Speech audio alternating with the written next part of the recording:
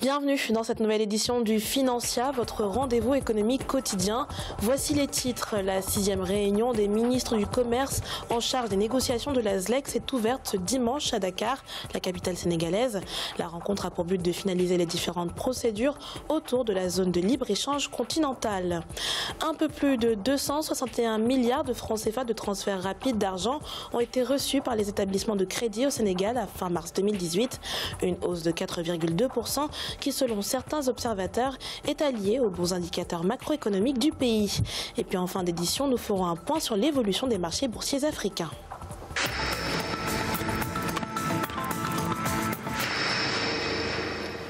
Dakar, la capitale sénégalaise, abrite la 6e réunion des ministres du commerce en charge des négociations de la ZLEC.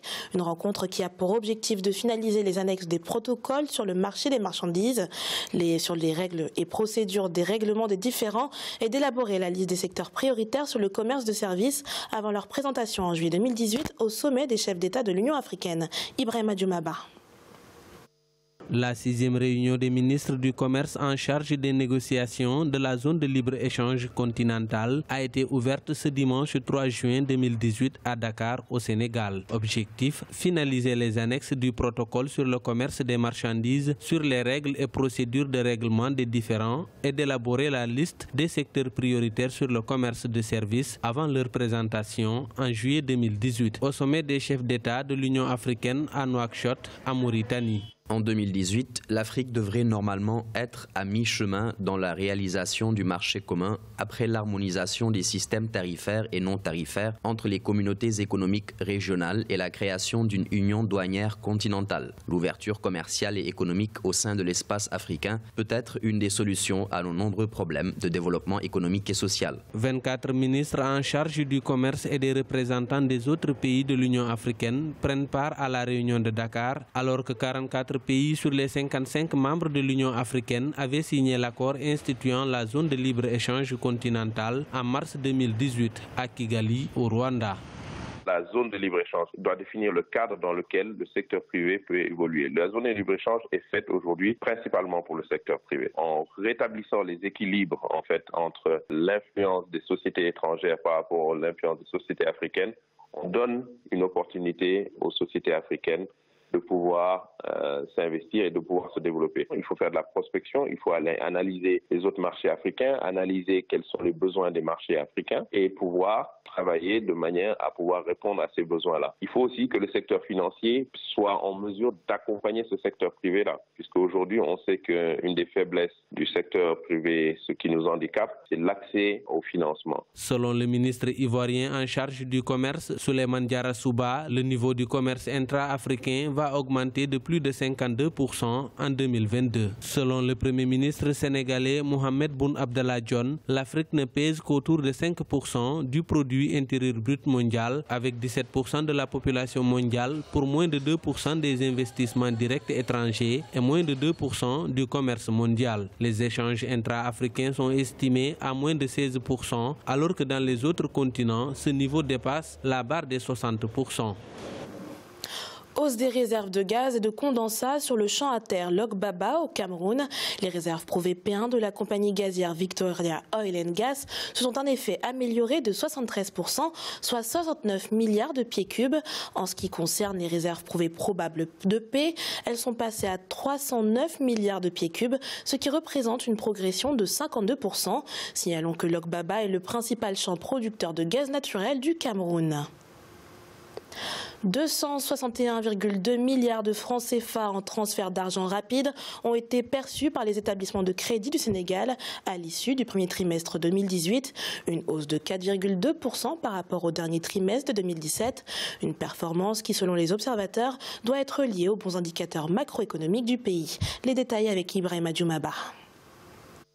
Au cours du premier trimestre 2018, le Sénégal a enregistré une hausse de 4,2% des transferts d'argent rapide par rapport à 2017. Les établissements de crédit ont perçu 261 milliards de francs CFA sur cette période de l'année. Ces transferts d'argent rapide se sont consolidés de 11,8% en glissement annuel sur un rythme de progression qui s'est accru de 4,9%.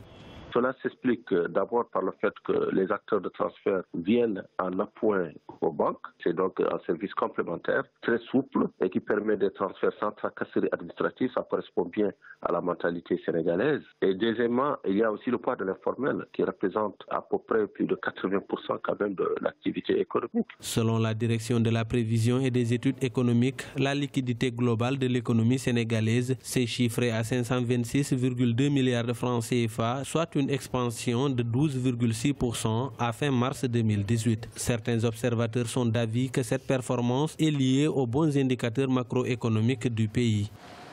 Il y a donc des niveaux de transactions qui reflètent un peu les opportunités qui existent dans le pays. Il y a aussi la confiance entre les acteurs économiques. Donc tout cela rejoint les équilibres macroéconomiques au départ. Il y a une confiance sur le Sénégal, aussi bien de la part des investisseurs étrangers que de la part des opérateurs économiques. Donc c'est cela qui explique la hausse des transactions d'une part, la liquidité aussi, le fait qu'il y ait une circulation monétaire assez intense.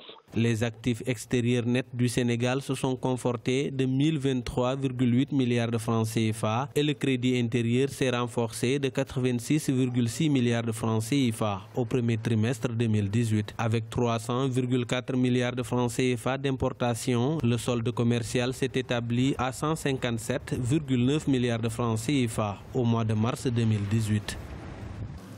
72 millions de dollars ont été octroyés au Burkina Faso par la Banque ouest-africaine de développement, BOAD, un financement qui a pour but de mettre en place des projets de développement, notamment dans les domaines de l'eau et du développement local, en rapport avec le plan national de développement économique et social du gouvernement. Ce nouveau financement entre dans la ligne des engagements de la BOAD dans l'économie du Burkina Faso, qui s'élève à plus d'1 milliard de dollars à ce jour. En Tunisie, la production céréalière pour la saison 2018-2019 est vue à la baisse. Les autorités envisagent une production céréalière de 1,4 million de tonnes, soit un volume en baisse de 200 000 tonnes en comparaison avec la campagne 2017-2018. Une contre-performance qui, selon les autorités, résulte de l'insuffisance des précipitations. Dans le détail, le stock escompté pour la saison 2018-2019 comprend 923 000 tonnes de blé dur, 119 000 tonnes de blé tendre et 362 000 tonnes d'orge. Il est à présent l'heure de faire le point sur les marchés boursiers africains. En Afrique australe et dans l'océan Indien, en Afrique du Sud, l'indice All Share de Johannesburg progressait de 1,02%. L'indice kényan reculait de 0,09%, tout comme les marchés mauriciens qui connaissaient une baisse de 0,98%. Quant à l'indice de Gaborone, il augmentait de 0,03%. Du côté de l'Afrique centrale et de l'Ouest, l'indice nigérian augmentait de 0,36%. La BRVM d'Abidjan remontait de 1,63% et la bourse du Ghana perdait 0,59%. Enfin, en Afrique du Nord, l'indice tunisien était en hausse de 0,36%. Les marchés boursiers égyptiens progressaient de 2,18%. Quant au Marocain All Share, il perdait 0,34%. C'est la fin de cette édition du Financia. Merci de nous avoir suivis. On se retrouve bientôt pour un nouveau rendez-vous de l'économie sur Africa 24.